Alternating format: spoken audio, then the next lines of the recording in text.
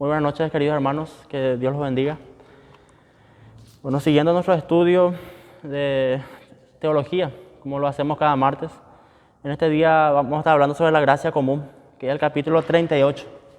Y entramos ya en lo que es soteriología, que está relacionado con la salvación, todo lo que es soteriología. Entonces, un tema muy importante era la gracia común. Vamos a entender lo que es eso, la gracia común y la gracia especial, que la palabra de Dios tantas veces nos habla sobre eso, sobre la gracia común. Entonces vamos a leer el primer párrafo para ir analizando. Dice la palabra soteriología, no se usa mucho en las iglesias, pero es importante porque tiene que ver con nuestra salvación. Soteriología proviene del verbo griego soso, que significa salvar. El sustantivo relacionado soter significa salvador. Entonces el primer párrafo explica lo que es la soteriología, que estuvimos hablando ahora, que tiene que ver con la salvación. Y soter, salvador. Así como hablamos de neumatología, en la clase pasada era sobre el Espíritu Santo, cristología sobre Jesús. Entonces en este caso es soteriología. Las escrituras hablan de salvación en varias maneras. Estamos acostumbrados a usar el término salvación o a hablar de ser salvos, en el sentido de ser redimidos por Dios eternamente. En un sentido, la gran calamidad de la cual somos salvados es Dios mismo. Es decir, somos salvados de tener que enfrentar a Dios en su ira, el día del juicio. Dios es al mismo tiempo el Salvador y aquel de quien somos salvados. Algo interesante, ¿verdad? Siempre cuando hablamos de la salvación hay que explicar bien, ¿verdad?, a la gente misma, ¿verdad? O primeramente a nosotros mismos entender bien de quién somos salvos. Cuando decimos yo soy salvo, tú eres salvo. Y en realidad es justamente, ¿verdad?, uno diría rápidamente del pecado, de la condenación, pero en realidad es de la ira de Dios, es de Dios mismo otra vez, la ira de Dios. Pero también Dios mismo otra vez provee al Salvador. Dios mismo envió a su Hijo Jesucristo, provee una solución. Somos salvos de Dios mismo. Y aquel día que somos salvados. La Biblia habla de la ira de Dios. ¿Qué pasó cuando Jesús estuvo en la cruz? Dice que se descargó la ira de Dios ahí. Por eso tuvo que darle la espalda, por el pecado que él estaba cargando, de aquellos que van a querer. Y la palabra también dice que terrible cosa es caer en manos de Dios vivo. Y como sabemos, nuestro Dios es santo, santo, santo. En él no hay pecado, ¿verdad? Y tiene que castigar el pecado. Y a eso se refiere la ira de Dios. Y de eso estamos siendo salvos. Porque Dios en su justicia tiene que castigar el pecado. Aquel que peca tiene que morir, dice la palabra de Dios. El que peca tiene que morir. La paga del pecado, muerte, dice. Entonces Dios es al mismo tiempo el Salvador y aquel de quien somos salvos, Dios mismo. Sin embargo, el verbo griego soso se refiere a cualquier acto de rescate de una calamidad. Alguien restaurado después de una enfermedad que amenazó su vida está sano y salvo.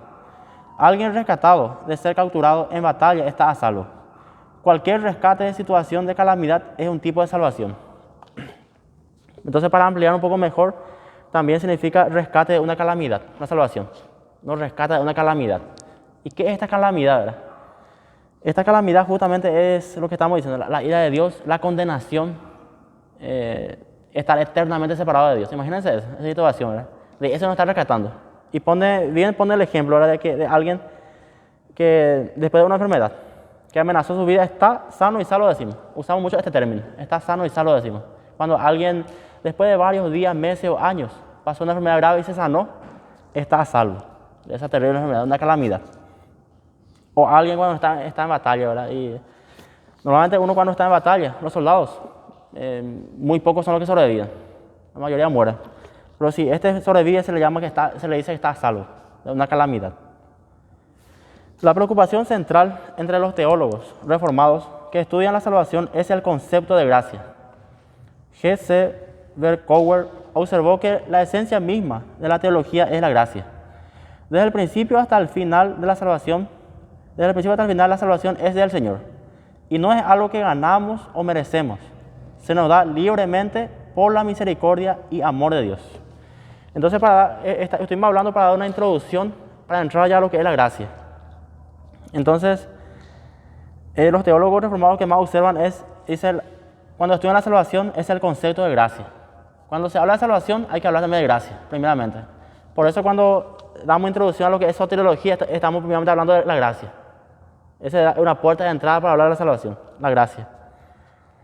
Y explica muy bien. Desde el principio hasta el final, la salvación es del Señor. Nunca fue del ser humano. La salvación siempre fue de Dios mismo. Él tomó la iniciativa, es algo que nació de Él mismo. Él quiso salvarnos. Y Él no necesitaba salvarnos, porque Él quiso. Es del Señor. Y no es algo que ganamos o merecemos. Nadie se gana. Ningún ser humano lo ganamos. Tampoco merecemos. Se nos da libremente por la misericordia y amor de Dios. Eso vamos a estar hablando más adelante, lo que es la misericordia de Dios y el amor de Dios. Vamos a ir ampliando más eso.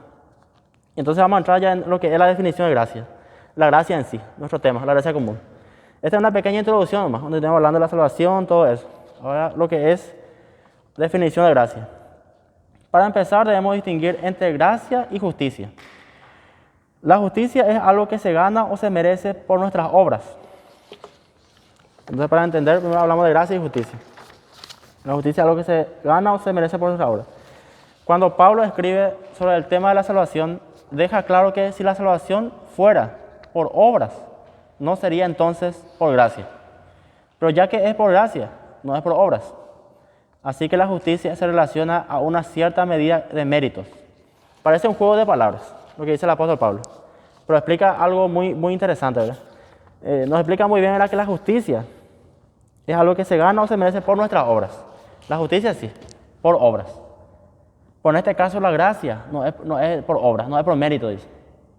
Porque si fuera por obra, dejaría de ser gracia, dice. Entonces no es por gracia, porque fue por obra.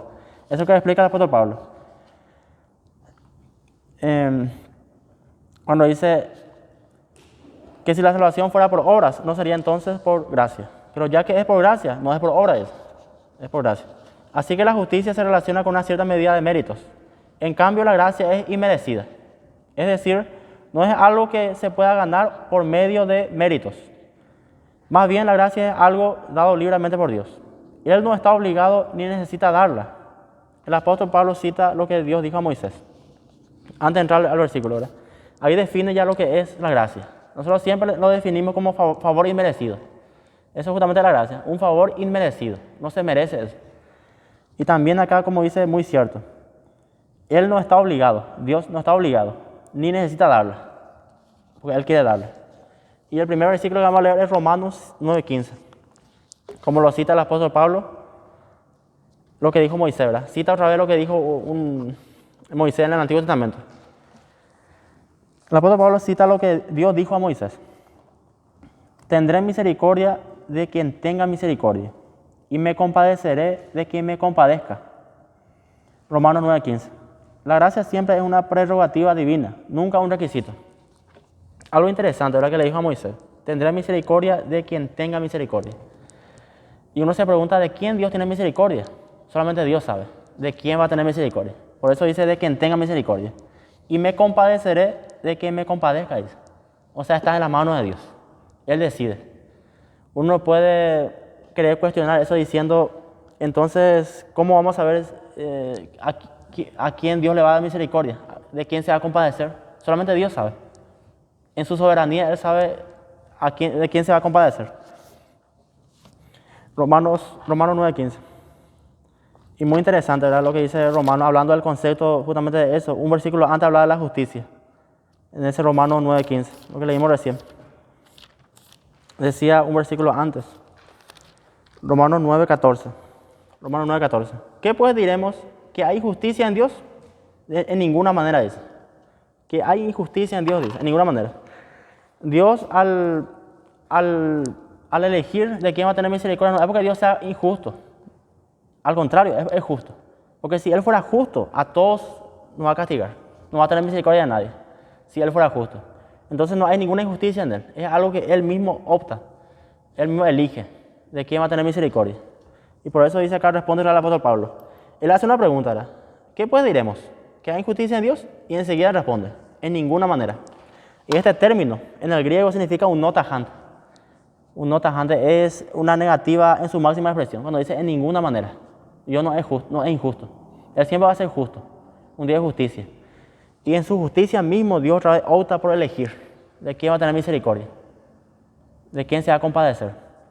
Y después va explicando más, ¿verdad? Más adelante cuando vamos a ir más adelante vamos a explicar más eso. En otro párrafo dice, entender esto es de importancia crítica, porque tenemos la inclinación a pensar que Dios nos debe algo. Muy interesante, ¿verdad? Parece que Dios nos debe algo. Frecuentemente creemos que si Dios fuera realmente bueno, de alguna manera nos daría una vida mejor. Pero si creemos que Dios nos debe algo, en realidad estamos pensando en la justicia. Porque la gracia nunca es algo que se debe. Dios no está obligado a dar su gracia a nadie. La definición clásica de gracia es favor inmerecido. Cuando Dios se comporta de manera favorable hacia nosotros, aunque no tengamos los méritos para esperarlo, eso siempre es gracia. Entonces, lo que explica acá, si nosotros pensamos que Dios nos está debiendo algo, estamos apelando a su justicia, ¿verdad? La justicia, ya porque dijimos que la justicia era por obras, por méritos. Y si fuera por eso, nuestra obra delante de Dios nunca va a ser buena. Nuestra obra, sin su perdón, sin su gracia. ¿Por qué nuestras obras es buena delante de Dios? Porque Él nos ofrece esa gracia, justamente para arrepentirnos, esa gracia para alcanzar salvación. Y a partir de ahí nuestras obras son buenas delante de Dios. Pero justamente si no tenemos esa gracia como base, nuestras obras no van a ser buenas delante de Dios. Entonces no hay justicia tampoco. Dios no puede hacernos justicia a nosotros. Porque nuestras obras la justicia siempre va a mirar la obra. Pues. Por eso Él ofrece gracia. Cuando Dios se comporta de manera favorable hacia nosotros, aunque no tengamos los méritos para esperarlo, eso siempre es gracia. Es por gracia. Como decía Romanos, Cristo murió por nosotros aún siendo pecadores. Cristo murió por nosotros. Esa es gracia. Aún siendo pecadores. No merecíamos. Cristo murió. Gracia común. Sigamos. Otra distinción importante es aquella entre la gracia común y la gracia especial. Nuestro tema central era gracia común, ¿verdad? Pero siempre vamos a distinguir primero gracia común. La gracia especial involucra la redención que Dios da a los salvos. En cambio, la gracia común se llama así porque es virtualmente universal. Es para todos, la gracia común. La gracia común, dice. Es virtualmente universal. Es la gracia que Dios da a toda la gente de manera indiscriminada. La gracia común es la misericordia y la bondad que Dios extiende a la raza humana. Ese dijimos hace rato, leímos sobre su misericordia y amor de Dios. Esa misericordia y bondad dice que Dios extiende a la raza humana. A todos en general. Por eso es gracia común. Él la extiende. La Biblia dice que Dios es en su providencia envía la lluvia sobre justos e injustos. Vamos a leer Mateo 5:45. Habla sobre eso. Ya conocemos este versículo. Mateo 5:45.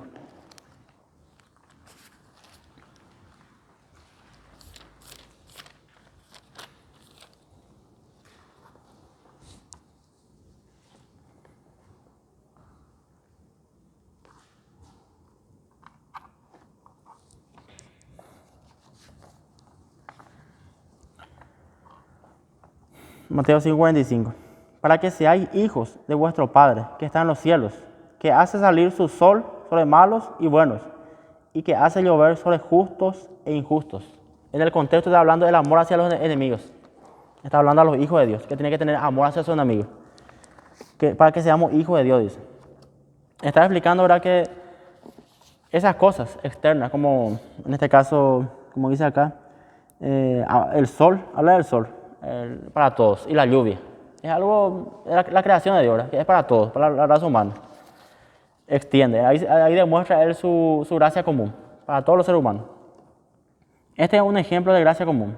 Puede haber, una ilustración más, puede haber dos granjeros en el mismo pueblo.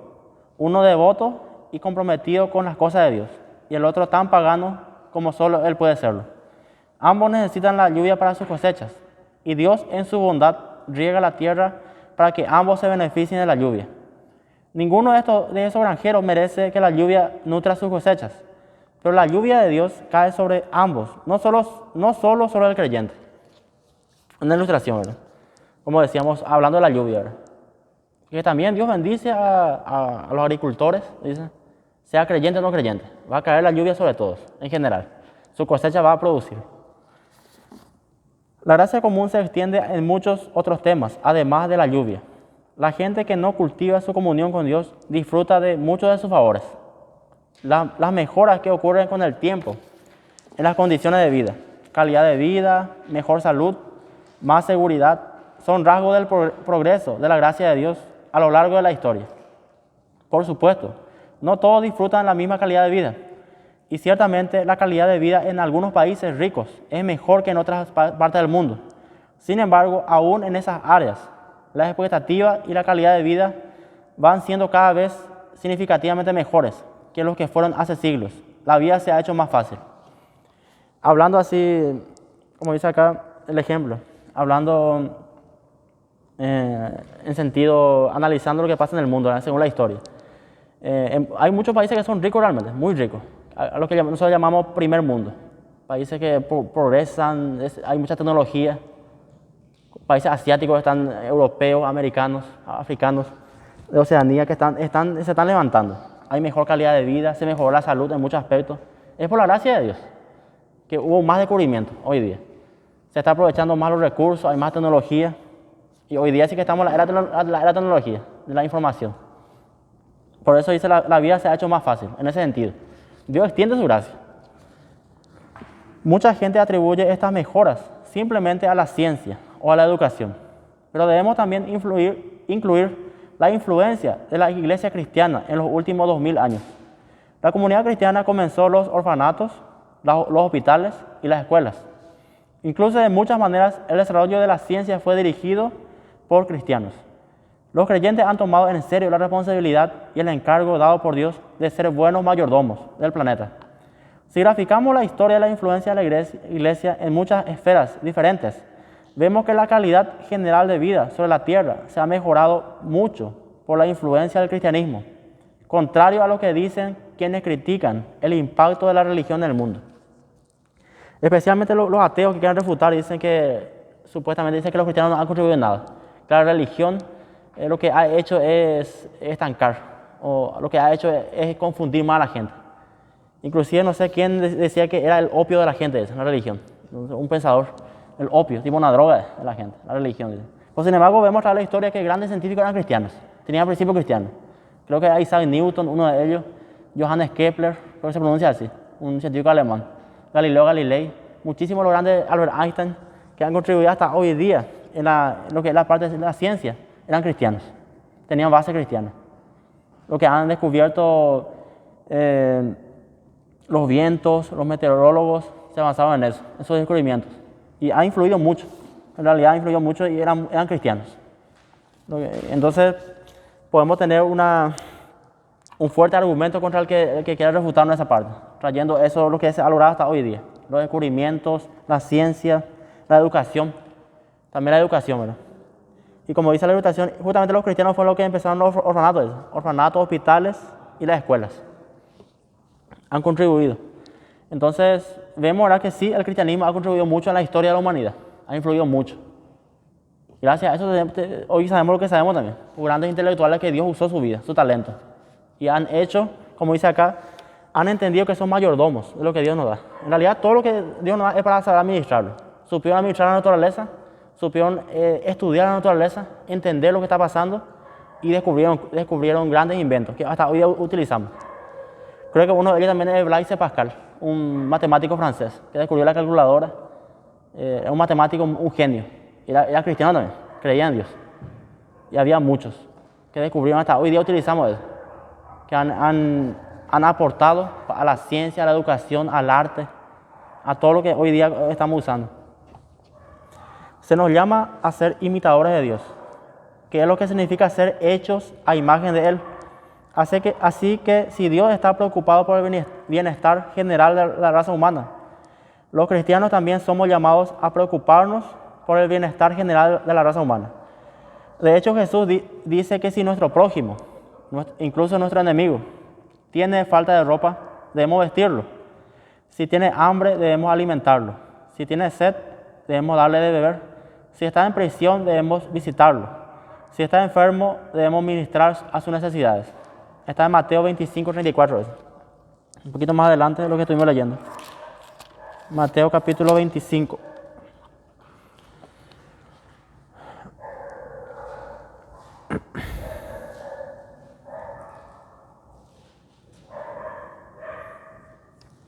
Mateo capítulo 25, versículos 34 al 36.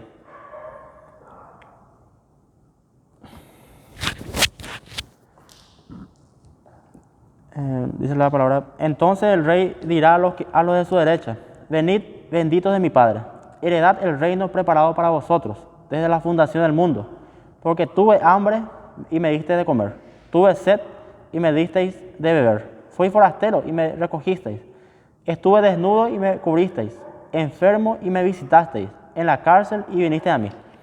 Algo interesante, ¿verdad? Si vemos a personas así, no importa si es creyente o no cristiano, hay que ayudarlo. Eso es lo que está diciendo, ¿verdad? Vemos un forastero en la calle, o un mendigo, que tiene hambre, como dice acá, tiene sed, hay que darlo. Si tenemos un poco, hay que ayudarlo. No importa quién sea. Dice acá, me cubriste, enfermo y me visitaste, en la cárcel y me visitaste a mí. Cuando uno se va a la cárcel, hay diferentes tipos de personas ahí. Hay que visitar también los orfanatos, o sea, los hospitales, cárceles, gente enferma. Hay que orar. Ese es, como estamos viendo acá, preocuparnos por el bienestar de la raza humana, el bienestar de la raza humana en sí. Ahí demostramos también buenas obras delante de los hombres. Jesús mismo decía, ¿ustedes para qué hacen buenas obras? Para que la gente glorifique al Padre que está en los cielos, por sus buenas obras. Y es también lo que se llama la gracia común, demostrar a los demás. Porque la palabra dice que por gracia recibimos y hay que dar de gracias. Todo lo que recibimos, en ese sentido, también ayudar.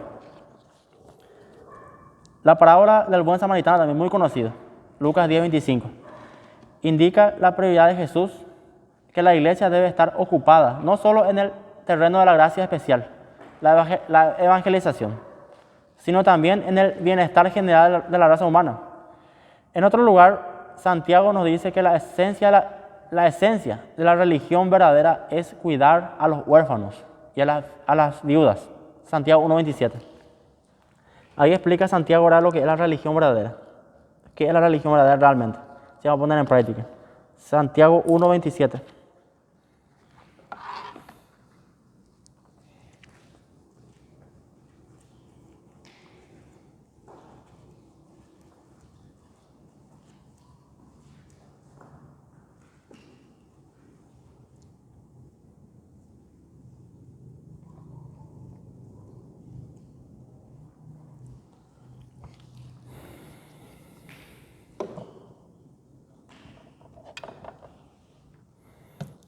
Santiago 1:27. La religión pura y sin mácula delante de Dios el Padre es esta: visitar a los huérfanos y a las viudas en sus tribulaciones y guardarse sin mancha del mundo. Algo interesante, ¿verdad? Esa es la religión pura y sin mácula delante de Dios. Algo que tenemos que poner por obra, algo que se vea concretamente. Y está diciendo acá visitar a los huérfanos, a las viudas. Tener en cuenta eso. Entonces, nosotros a veces siempre decimos que el cristianismo no es una religión. En realidad es un tipo de religión. No es que seamos religiosos. Por la religión es algo que, todo lo que estudia aspectos de la fe cristiana, de todo lo que estudiamos nosotros, la salvación, es un tipo de religión. Porque si decimos que no es religión, lo que sacamos es algo para analizar. No es un tipo de religión de ser religioso. No es una religión verdadera, como dice acá, esa es la religión pura. Visitar a los huérfanos en sus tribulaciones y guardarse sin mancha del mundo. Eso habla de religión, ¿verdad? De ser puros, humildes, de ser sinceros. Por eso es de guardarse sin mancha del mundo, ser transparente. Sigamos con el otro párrafo. El liberalismo del siglo XIX rechazó los aspectos sobrenaturales de la fe cristiana, incluyendo el nacimiento virginal, la resurrección, la expiación y la divinidad de Cristo. Los liberales trataron de permanecer como una opción viable desde la perspectiva social al crear una nueva agenda para la Iglesia, el alcance humanitario. El liberalismo es un tipo de pensamiento filosófico que agarró todo, enfocaba mucho justamente al ser humano, el liberalismo. El individualismo hablaba del aspecto de la razón, que prepondera era por el tema del grupo, de lo que uno imponía. Era que cada uno, como ser humano, tenía que buscar su libertad. Eso es lo que enfocaba más el liberalismo, su libertad.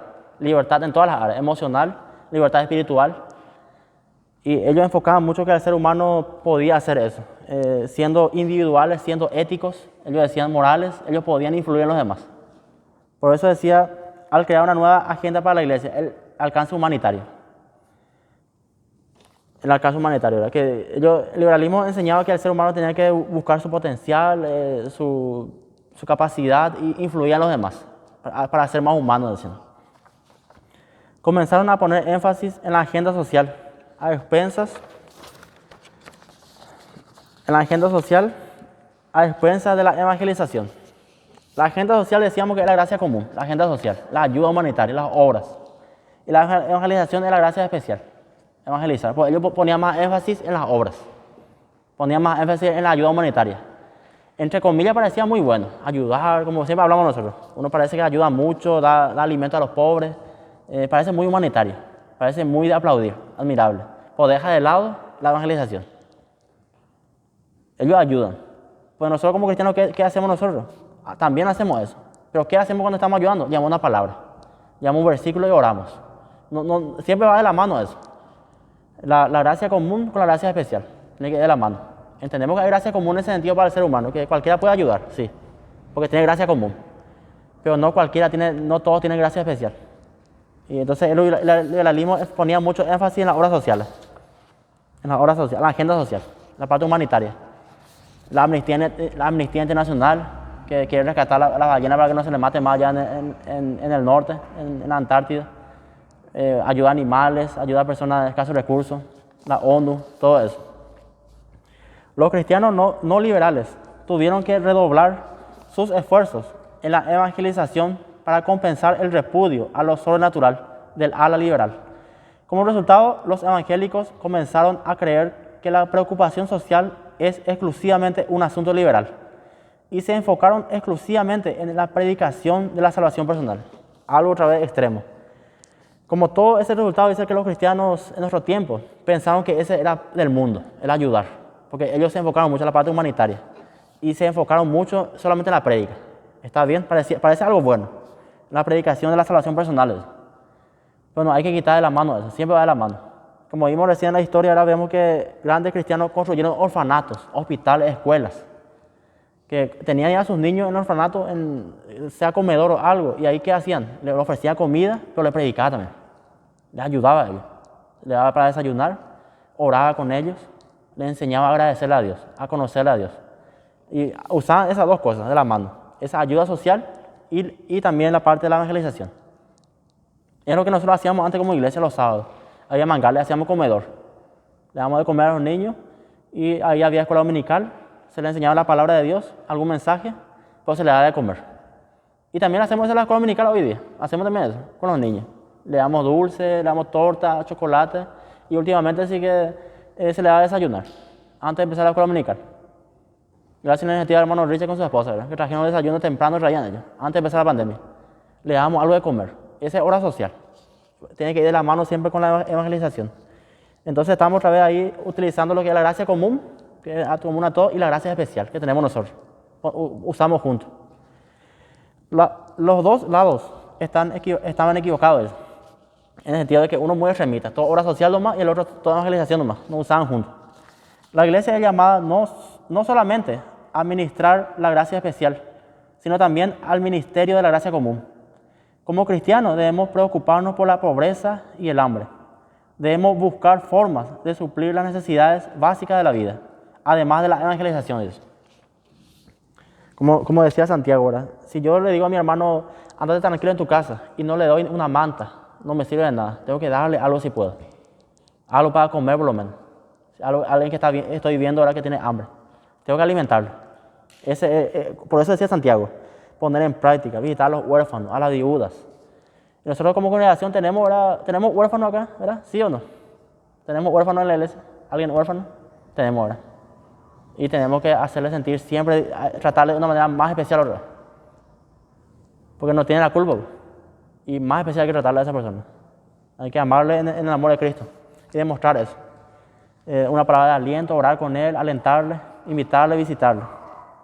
Entonces, debemos suplir las necesidades básicas de la vida, además de la evangelización. Cuando comenzó la epidemia de SIDA, muchos cristianos se rehusaron a involucrarse en cualquier tipo de apoyo a las víctimas, porque veían la enfermedad como una consecuencia del pecado, actividad homosexual y drogadicción. Sin embargo, si encontramos a alguien enfermo y muriendo en un pozo, No vamos a preguntarle cómo es que cayó en ese pozo. El amor de Cristo nos constriñe a sacarlo de ese pozo y a hacer todo lo posible para ayudarlo. Y ese es el punto de la parábola del buen samaritano. Nadie merece recibir el ministerio de la misericordia de Dios. Si alguien que tiene SIDA no merece ser ayudado por la misericordia de la iglesia, entonces tampoco yo lo merezco por la misericordia y tampoco tú dices. Todos nosotros recibimos los beneficios de la misericordia por gracia. Y quienes hemos recibido la gracia no común, la gracia especial, debemos ser los primeros en mostrar misericordia. Porque está diciendo, nosotros como cristianos tenemos que ser los primeros en ayudar siempre, cuando pasa algo, ¿verdad? Y acá el ejemplo de cuando pasó lo del SIDA, ¿verdad? Cuando entró en el mundo. Algunos cristianos decían que es consecuencia del pecado y no le ayudaban a esa gente, le excluían. Son pecadores, que se vean ellos. No podemos hacer eso. Tenemos que ayudar igual. Y el ejemplo también da que si alguien cae en el pozo. Vemos a alguien en el pozo ahí, tenemos que, sí o sí, no preguntarle por qué cayó ahí. Ayudarlo. Sí, podemos, hay que ayudarlo. Y como cristianos, nosotros, la palabra dice bien claro que todos recibimos por la misericordia misma de Dios es por gracia. Recibimos por gracia su misericordia. Que Dios se compadezca de nosotros. Y al principio leímos los Romanos 9:15. Que Dios decidió compadecerse de nosotros. Decidió Él mismo tener misericordia. ¿Para qué? Para que nosotros tengamos misericordia de otra persona. De gracia recibiste y dale gracias. Damos la gracia. Ese es por gracia, no porque seamos mejores que los demás. Es por gracia de Dios. Y dar otra vez a los demás. Ayudar. Y una pregunta interesante. ¿Cuándo puede un cristiano tomarse de la mano o estar hombro a hombro con paganos, con gente de otras religiones o incluso con sectas apóstatas? Francis Schaeffer, no sé cómo se lee, Schaeffer, dijo en una ocasión que cuando se trata de asuntos de gracia común, los cristianos deben trabajar juntos con todo tipo de personas que no son cristianas. Cuando salgo en una marcha por los derechos del que no ha nacido, estaré junto a otros que comparten la misma preocupación. Esa es simplemente una de las áreas en las que salimos y apoyamos a la gente. Sin embargo, nunca estaré hombro a hombro en un culto de adoración con miembros de una secta satánica, ni me sentaré en un desayuno de oración con musulmanes, porque esos eventos entran en el terreno de la gracia especial. Necesitamos entender la diferencia entre las dos. Una cosa es gracia común con las otras religiones. ¿En qué sentido? Bien claro acá está diciendo la marcha. Hay una marcha, por ejemplo, por el no aborto, el derecho a la familia, y ahí hay mucha gente de diferentes religiones. ¿Y nosotros qué estamos apoyando? El no aborto. Estamos apoyando la vida, la familia. Está bien. Algo gracia común. Estamos defendiendo un valor universal. La vida, la salud. Pero cuando entramos en el campo de la gracia especial, cuando es ya el campo de la palabra de Dios, la salvación, ahí no podemos estar de acuerdo con otras religiones. No podemos sentarnos, como dice acá, con musulmanes, participar con ellos. Porque el hecho de que alguien esté desayunando, como dice acá, con un musulmán o de otra religión, ¿qué está haciendo? Está apoyando lo que está haciendo. Está diciendo, este es mi amigo. Está bien lo que está haciendo, te apoyo. No podemos estar. Ni participar en un culto así, en su culto mismo. De personas que sabemos que son falsos profetas, falsos apóstoles. Ni participar si es posible. No compartir nada con ellos, en ese sentido. Por eso dice, necesitamos entender la diferencia entre las dos. Y último, gracia especial. Otra vez, vamos a estar hablando. Romanos 9, otra vez, nuestro versículo. Romanos 9. El primer versículo que leímos. Romanos capítulo 9, en este caso versículo 13. A Jacob, como está escrito, a Jacob amé, más a Esaú aborrecí. Ahí nos detenemos, ¿verdad? Pensamos enseguida, ¿verdad? ¿Por qué Dios amó a uno y aborreció a otro? Y ahí Dios nos explica por qué. Dice nomás simplemente está informando, ¿verdad? Que Dios a Jacob amé y a Esaú aborrecí. En Romanos 9 leemos estas palabras de parte de Dios. A Jacob amé, pero a Esaú aborrecí.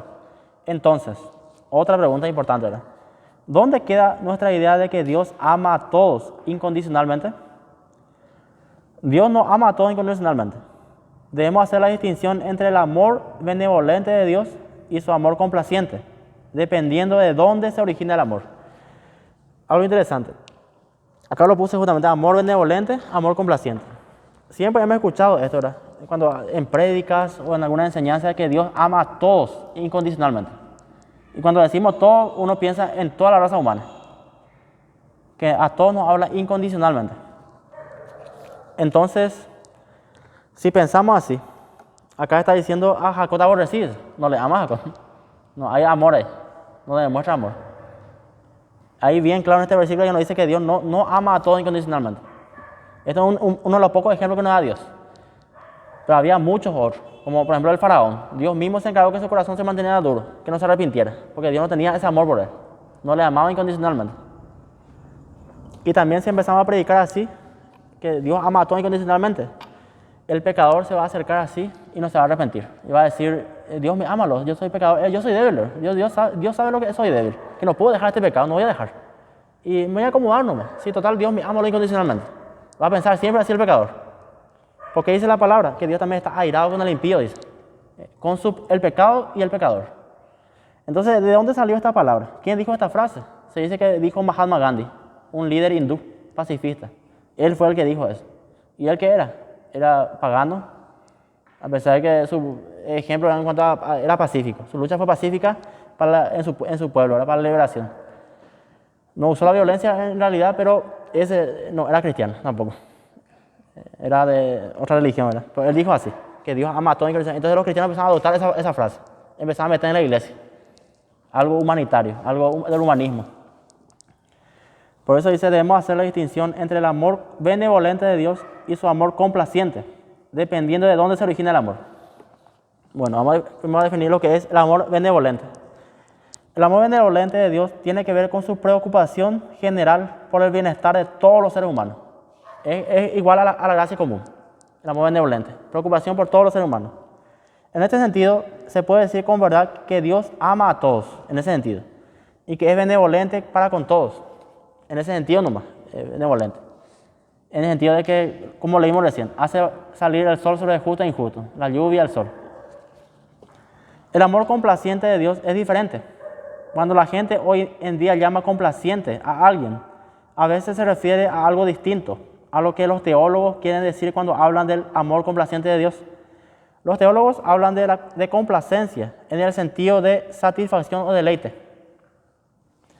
El amor de Dios complaciente tiene que ver con su amor redentor, que está enfocado principalmente en su Hijo amado, pero que desborda a quienes estamos en Cristo. Dios tiene un amor especial para los redimidos, y es un amor que no tiene por el resto del mundo. Algo interesante, ¿verdad? Nosotros como iglesia de Cristo, como familia, como verdadera iglesia, tenemos ese amor especial de Dios, que nos cubre, nos protege. Hay un amor muy diferente a lo que es el amor benevolente. Por eso está diciendo, ¿por qué Dios nos ama de esa manera tan especial? Porque está enfocado principalmente en su Hijo amado. Es un amor redentor que nos redime. Está enfocado en la obra de Cristo en la cruz. Jesucristo murió, dice, por amor a nosotros. Y por ese amor que Él tuvo por nosotros, dice que cuando confiamos en Cristo, nos arrepentimos, Dios nos empieza a justificar y nos ama. Nos demuestra ese amor. Pero que desborda a quienes estamos en Cristo, dice. Los que estamos en Cristo. ¿Qué decía 2 Corintios 5, 7? De modo que si alguno está en Cristo, nueva criatura es, cuando estamos en Cristo.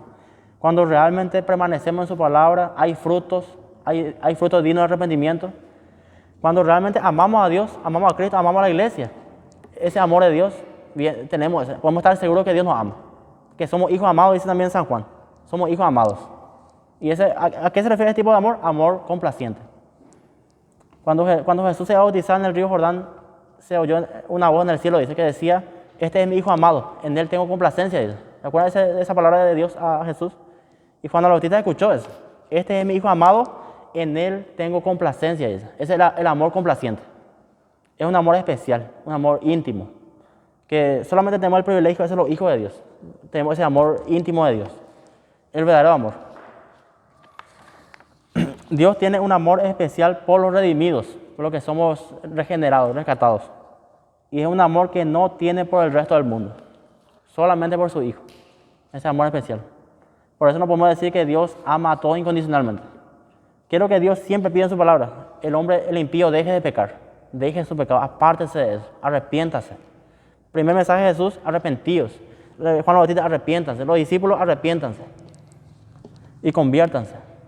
Siempre fue el mensaje de eso, que deje su pecado del ser humano, Que no se autoengañe, que no diga, yo voy a hacer lo que quiera, total, Dios me ama, lo Dios todo amor y yo no dejo mi pecado. No, la palabra dice que Dios es justo, también es fuego consumidor. Y a Dios nadie puede engañarle a Dios. Nadie puede engañar a Dios. Entonces, por esa razón, necesitamos entender que sí somos hijos de Dios, tenemos esa gracia especial y demostrar esa gracia a los demás. De que sí somos amados por Dios, somos perdonados, somos salvos, somos hijos de Dios, por esta gracia especial.